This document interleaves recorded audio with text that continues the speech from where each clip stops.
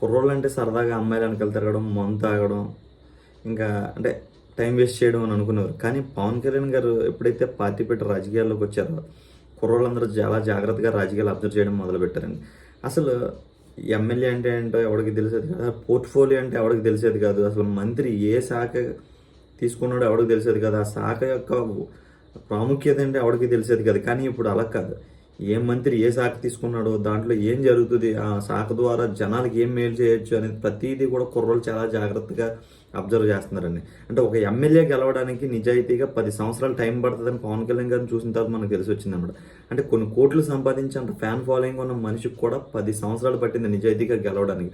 So కుర్రోళ్ళని Pawan Kalyan గారు నిజంగా ఒక దారిలో పెట్టారనమాట. ఒక రాజకీయాన్ని కుర్రోళ్ళ వరకు తీసుకెళ్ళాడు. అంటే యువత కనుక రాజకీయాల గురించి పట్టించుకోవడం మొదలు పెడితే దేశం ఈజీగా బాగుపడుతుంది అనేది పవన్ కళ్యాణ్ గారు చెప్పారు, చేసి చూపించారు. నిజంగా హ్యాట్స్ ఆఫ్ చెప్పాలి ఆయనకి.